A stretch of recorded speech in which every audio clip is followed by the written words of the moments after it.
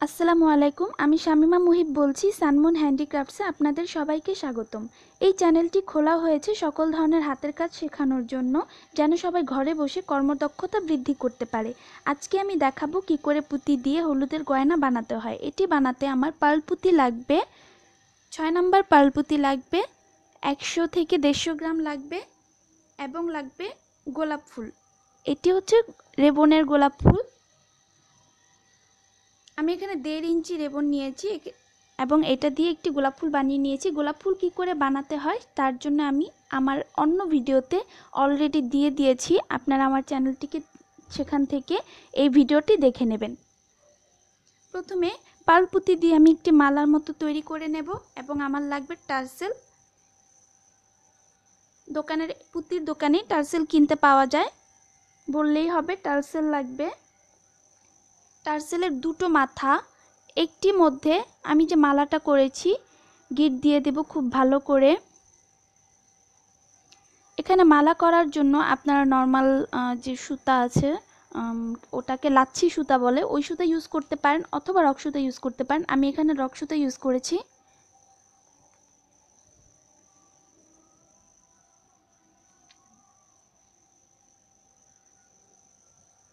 আমি জুয়েলারির এখানে গলার মালাটি বানাচ্ছি এখন, এবং গলার মালার একটি অংশ আমি মালার মতো করে নিয়েছি। মালার মতো করে একটি অংশ টার্সেলের সাথে জোড়া দিচ্ছি এবং অপর অংশটিও টার্সেলের সাথেই জোড়া দিয়ে দেব। একটি অংশ জোড়া দিয়ে হয়ে গেল এবং দ্বিতীয় অংশটিও টার্সেলের সাথে জোড়া দিতে হবে।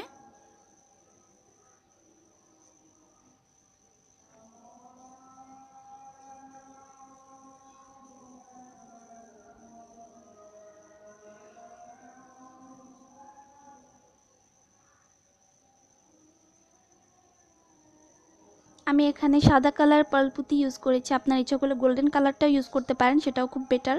তবে দেখে নেবেন সেই গোল্ডেন কালারটি নেবেন যে কালারটার রং উঠে না যায়। বেশিরভাগ ক্ষেত্রে গোল্ডেন কালার রং উঠে যায়, সো একটু বিবেচনা করে তারপর ভালো দেখে কিনতে হবে।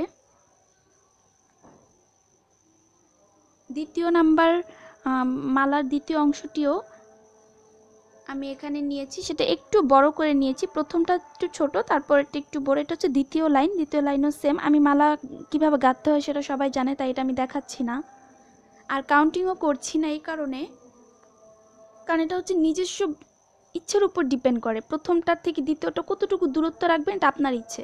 তবে এখন গিট দেওয়ার ক্ষেত্রে প্রথম দিকে গিট দেওয়ার ক্ষেত্রে একটু গণনা রয়েছে। আমি এখানে 8 পুঁতির পরে গিট দিয়েছি।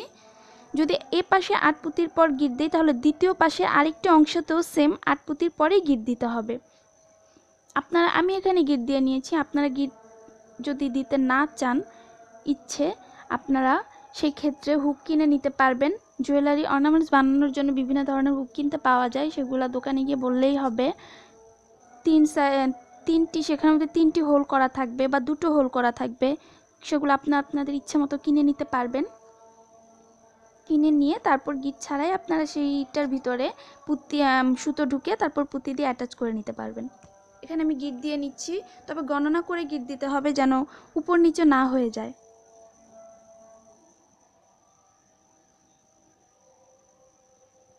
একটা মালার সাথে অপর মালাটা দ্বিতীয় যে মালাটা সেটার দূরত্ব কতটুকু রাখবেন সেটা আপনার উপর ডিপেন্ড করবে।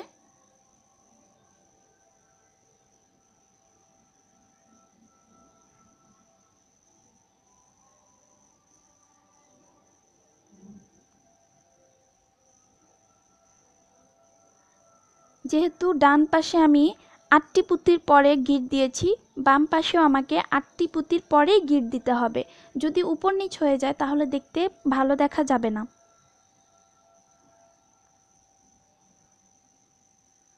আপনারা যদি এটা প্রফেশনালি করতে চান তাহলে অবশ্যই হুক কিনে নেবেন দোকান থেকে। আমি এটা জাস্ট আপনাদেরকে শেখানোর জন্য বেস্টে একটু ধরিয়ে দিচ্ছি।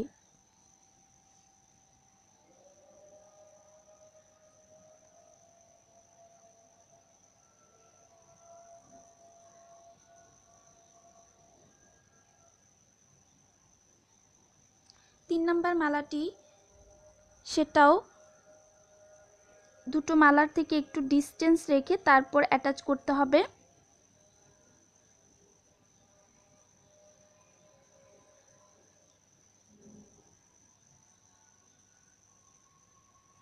এবং এখানেও গণনা দিয়ে অ্যাটাচ করে নেবেন যেন কোন জায়গাটা দিয়ে আপনি গিট দিবেন, এক পাশে যেখানে গিট দিবেন ঠিক অপর পাশেও একই জায়গাতে গিট দিবেন। কথাটা আমি বারবার বলছি যেন আপনাদের বানাতে কোনো সমস্যা না হয় বা আপনাদের যেন ভুল হয়ে না যায়।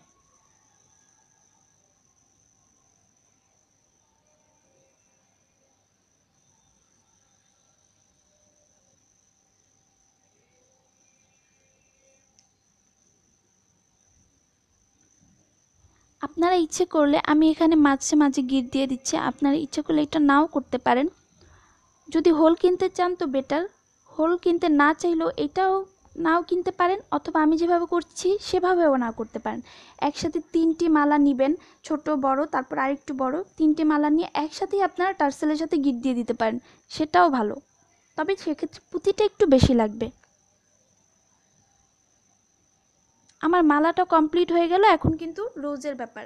আমি আবারও বলে দিচ্ছি, এই রেবন রোজটির ভিডিও আমি আমার চ্যানেলে অলরেডি দিয়ে দিয়েছি, আপনারা দেখে নেবেন সেখান থেকে কি করে রেবন রোজ বানাতে হয়। ঘরে বসেই বানাতে পারবেন, আপনাদের ফুল কিনে নিতে হবে না।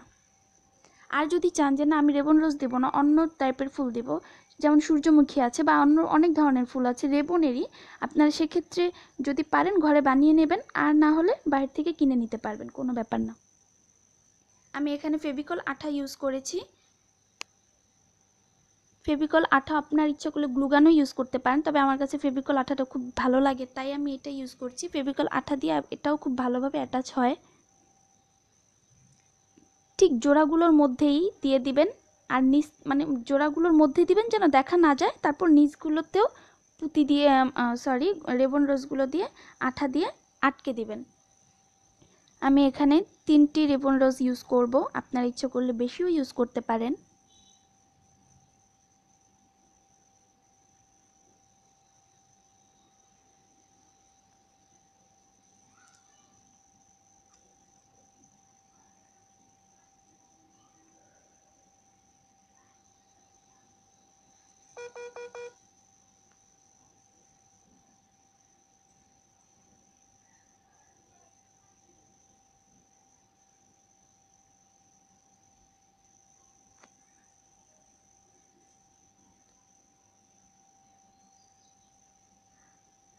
এই পাশে 3টি রেবন রোজ লাগিয়ে নিলাম আইকা আঠা দিয়ে। বিপরীত পাশে ঠিক একই সমান্তরালভাবেই 3টি রোজ লাগিয়ে নেবেন। হয়ে গেল আমার গলার সেটটি হয়ে গেল।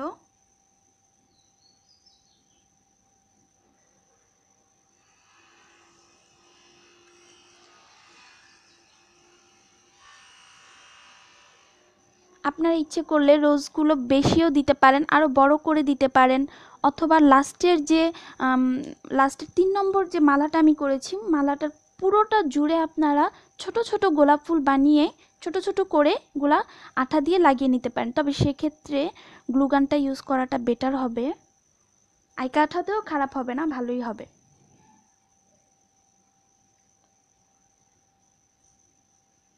এখন এটার সাথে চলে গেল, আমি কানের দুলে চলে যাই।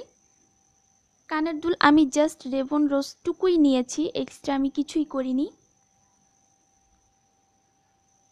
কানের দুলের নিচে যে বেসটা রয়েছে সেটিও দেখাচ্ছি।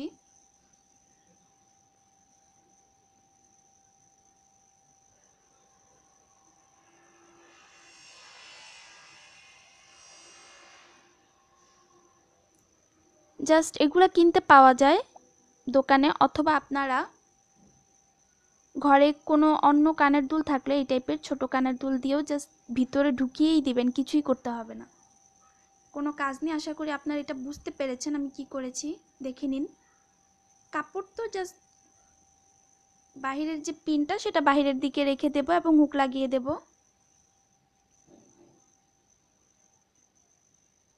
আপনার ইচ্ছা করলে রেবন রোজের নিচে ছোট ছোট করে ছোট পাল পুঁতিগুলো লম্বা লম্বা করে ঝুলিয়ে দিতে পারেন। এইভাবে আমার কাজটা শেষ হয়ে গেল। আশা করি আপনাদের খুব ভালো